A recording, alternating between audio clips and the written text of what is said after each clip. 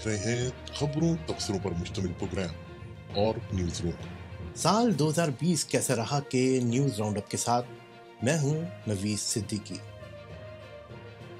Viewers, 2020 एक अजीब सा साल रहा। दुनिया में कोई बड़ा वाकया ना होते हुए भी दुनिया का सबसे बड़ा वाकया हुआ जो अब तक जारी है। इस वाकये का नाम कोविड-19 है, जिसे आम तौर पर कोरोना वायरस कहा जाता है। आज तक 6 करोड़ अफराद पर इसका असर हुआ और इस बीमारी से 6 लाख अफराद हलाक हुए। 10 महीनों तक तो ये पता ही न चल सका कि इसका सही इलाज कैसे किया जाए। साल के आखिर में ये खुशखबरियां मिली कि 3-4 वैक्सीन तैयार हो गए हैं जिनसे इसका बचाव मुमकिन है। एक तो इसका फैलाव खौफनाक था, दूसरे असरात इस कदर आलमगीर जिन्होंने मईशत से लेकर सियासत तक को ज़ेरे नगी कर लिया। फिर भी सियासत में कुछ ना कुछ तब्दीलियां देखी गई। सदर ट्रंप का दौर गुजर गया और अमेरिका फिर से एक नई शुरुआत करने जा रहा है और जो बाइडन नए सदर हैं। पुराने तनाज़ात जिनमें कश्मीर और फ़लस्तीन शामिल हैं उसी तरह अपने जुल्म जबर का निशान बने रहे। मशरिक़ वस्ता ने बड़ी तब्दीली देखी जब एक तरफ ईरान का न्यूक्लियर डील ख़त्म हुआ और दूसरी जानिब अरब मुल्कों ने इसराइल से सफारती ताल्लुकात कायम कर लिए। बरतानिया में ब्रेक्सिट हुआ और वो यूरोपीय यूनियन से अलहदा हो गया। अज़रबैजान और आर्मीनिया की जंग और बैरूत का धमाका जिसमें 700 से ज़्यादा अफराद हलाक हुए। साल की इन तमाम अहम खबरों पर बात करेंगे बैनुल अक़वामी अमूर के माहिर जनाब मुनव्वर मिर्ज़ा से। मुनव्वर मिर्ज़ा, फरमाइएगा कि आलमी वबा के असरात को देखते हुए इस साल को कोरोना से मंसूब किया जाना मुनासिब है? जी नवीद, आपने बिल्कुल ठीक कहा। साल 2020 को अगर कोरोना का साल कहा जाए तो इसमें कोई मुज़ाहिका नहीं। आपने देखा कि चीन के शहर वुहान से चलने वाली ये वबा चंद ही महीनों में सारी दुनिया को लपेट में लेने में कामयाब रही और इसे एक पेंडेमिक यानी आलमी वबा डिक्लेयर कर दिया गया, जिसका मतलब ये है कि वो एक शख्स से दूसरे शख्स में बड़ी तेज़ी से मुंतकिल हो जाती है। लेकिन जो दो बातें साल के आखिर तक बड़ी वो सामने आई, वो बड़ी हैरत अंगेज़ भी थी और लोगों की बड़ी दिलचस्पी, ख़ास तौर पर तिब्बी माहिरीन की दिलचस्पी का बायस बनी और आलमी साइंस के लिए भी एक बहुत बड़ी ख़बर है। और वो ये है कि पहली बात तो ये है कि इसकी दूसरी लहर जो है वो इस साल मौसम सरमा में बिल्कुल उसी तरह आई जैसे कि डॉक्टर्स और तिब्बी माहिरीन जो थे वो प्रेडिक्ट कर रहे थे, बता रहे थे, पेशन गोई कर रहे थे।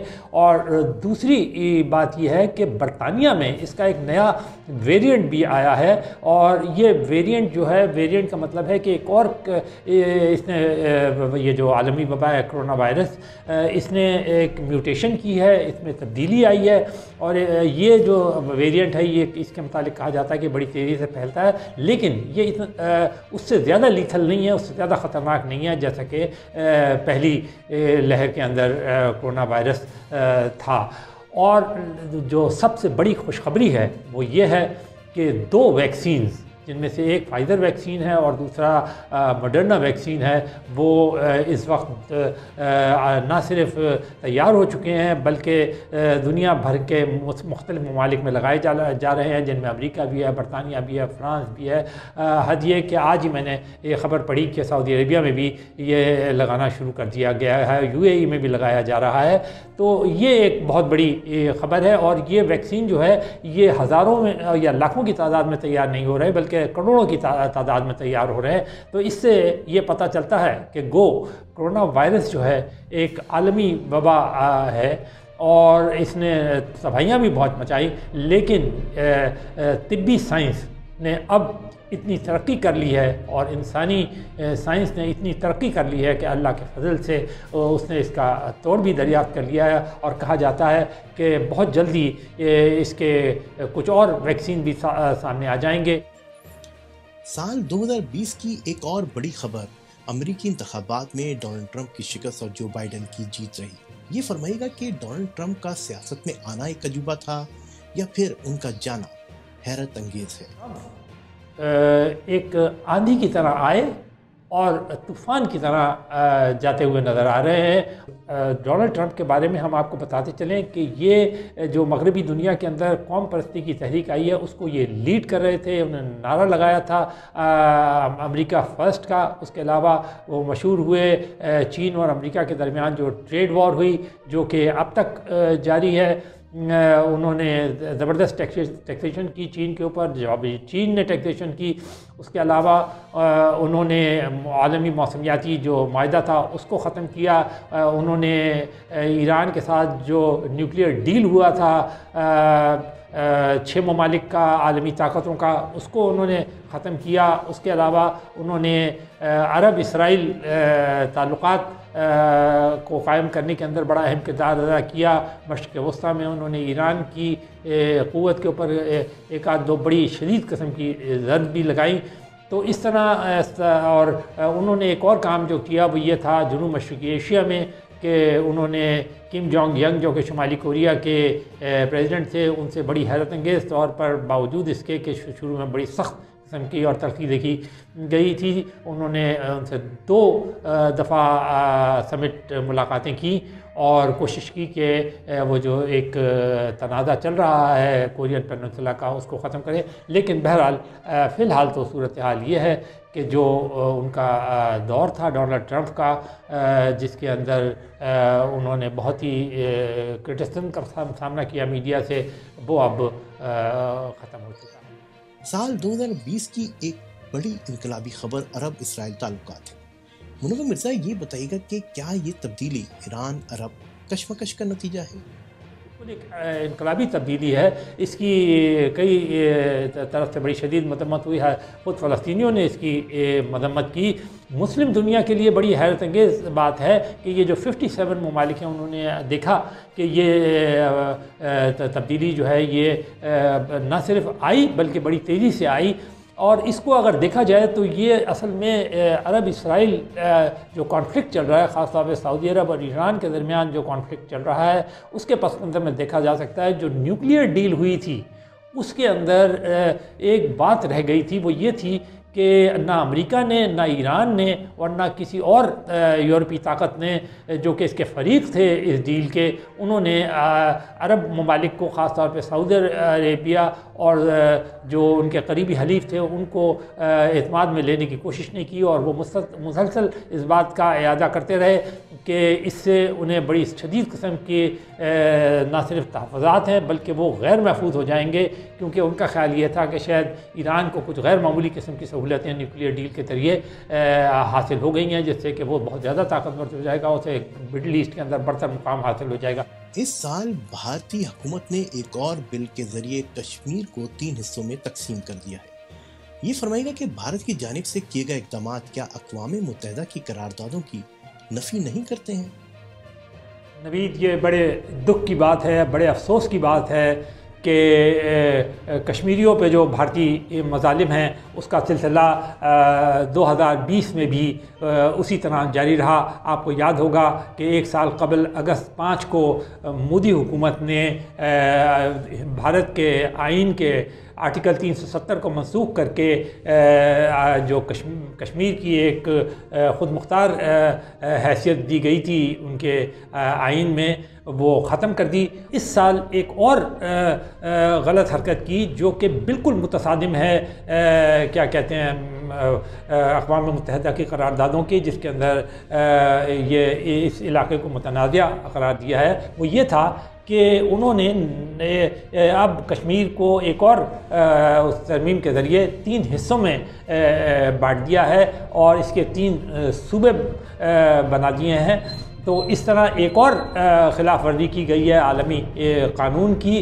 تو اس طریقے سے جو موجودہ حکومت ہے بھارت کی، اس کے مسلمانوں پہ جو مظالم ہیں، جو سختیاں ہیں، وہ 2020 میں بھی نہ صرف جاری نہیں بلکہ اور زیادہ سخت ہو گئیں۔ پاکستان نے اس کے اوپر اپنا اسٹینڈ بڑا کلیئر رکھا اور انہوں نے ہر جگہ اس کی مذمت کی، ہر عالمی فورم پہ اس کی مذمت کی. ابھی آپ نے دیکھا ہوگا OIC نے حالیہ طور پر کشمیر کے اوپر قراردادیں پاس کی ہیں اور بھارت کو متنبع کیا ہے اور اس کی کہ وہ اس قسم کے جو اسٹیپس اٹھانے ہیں ان سے باز رہے. اور دوسرے عالمی فورم پر بھی آپ نے یہ آوازیں بار بار سنی ہوں گی کہ جس قسم کی انسانی حقوق کی خلاف ورزیاں کی جا رہی ہیں ان سے بھارت کو اجتناب کرنا چاہیے. اس سال کی ایک اور اہم خبر بریگزٹ کا وہ معاہدہ تھا جس کے بعد برطانیہ یورپی یونین سے علیحدہ ہو گیا. آپ یہ بتائیے گا کہ اس معاہدے کے بعد برطانیہ کے لوگ خوش اور یورپی ممالک کے لوگ اداس کیوں دکھائی دیے؟ نوید، بریکسٹ یعنی برطانیہ کا یورپی یونین سے علیحدگی کا سلسلہ آپ نے دیکھا کہ 2016 سے چلا، جس میں 3 وزیر اعظم تبدیل ہوئے اور بڑی مشکل سے جا کر 2019 کے دسمبر میں ایک اور الیکشن کے بعد جس میں بورس جانسن کو ایک بڑی بھاری اکثریت ملی، تب جا کر یہ معاملہ جو ہے یہ کسی فیصلہ کن موڑ کے اوپر پہنچا. برطانیہ نے، آپ کو یاد ہوگا کہ برطانیہ کے لوگوں نے ایک ریفرینڈم میں اس بات کا اظہار کیا تھا کہ وہ یورپی یونین سے علیحدہ ہونا چاہتے ہیں، اور اس کی وجہ یہی تھی کہ یورپی یونین کے جو مائیگرنٹس برطانیہ میں آئے تھے جن کی تعداد 30 لاکھ بتائی جاتی ہے، وہ ان کے مطابق جو سوشل ویلفیئر کے جو ان کے وہ تھے، ان کا استعمال جو تھا وہ صحیح طریقے سے نہیں کر رہے تھے. ان کے روزگار کے اوپر بھی اثر پڑا تھا، ان کی خود مختاری کے اوپر بھی ان کا کہنا تھا اختیار پڑا ہے. تو بہرحال اس سال 31 جنوری کو بورس جانسن نے ایک باقاعدہ اعلان کر دیا اور اس طرح برطانیہ جو ہے وہ یورپی یونین سے 40 سال کے ساتھ کے بعد علیحدہ ہو گیا. یہ فرمائے گا کہ 2020 میں افغان پیس پروسیس کی کیا صورتحال رہی؟ ڈونلڈ ٹرمپ کی یہ بہت بڑی کامیابی رہی اپنے دور کے اندر کہ وہ افغان حکومت اور طالبان کو ایک میز پر بٹھانے میں کامیاب ہوئے. اس کے لیے سب سے پہلے جو انہیں کام کرنا پڑا وہ یہ تھا کہ طالبان کے لیڈروں کو جمع کر کے دوحہ قطر میں لائے، جو کہ مقام تھا اور ہے مذاکرات کا، جہاں پر طالبان اور امریکہ کے درمیان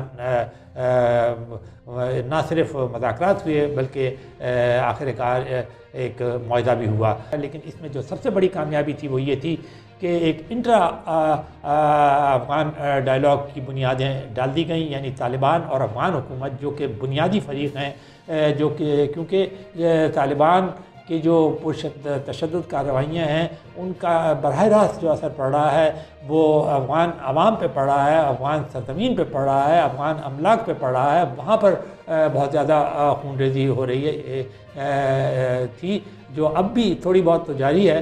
لیکن بہرحال افغان حکومت اور جو طالبان کے نمائندے ہیں وہ اب ڈائلاگ کرنے کے اوپر نہ صرف تیار ہو گئے ہیں بلکہ وہ کر رہے ہیں. اور اب یہ دیکھنا یہ ہے کہ آخرکار طالبان کو کس طریقے سے اس پولیٹیکل پروسیس کے اندر شامل کیا جائے جو کہ اشرف غنی صاحب کی حکومت کے طور پہ اس وقت افغانستان کے اندر موجود ہے. اس میں بہت سارے پلیئرز نے حصہ لیا، خاص طور پر پاکستان نے بہت اہم سہولت کار کا کردار ادا کیا اور اسی نے ان ڈائلاگ کو ممکن بنایا، کیونکہ وہی طالبان کو دوحہ قطر میں مذاکرات کی میز پر لایا. اس سال آذربائیجان اور آرمینیا میں ایک مرتبہ پھر جنگ چھڑ گئی. منور مرزا بتائیے گا کہ دونوں ملکوں کے درمیان تنازع کی آخر کیا وجہ تھی؟ وسطی ایشیا سال کے آخر میں جنگ کے مناظر پیش کرنے لگا جب آذربائیجان اور آرمینیا کے درمیان جنگ شروع ہو گئی.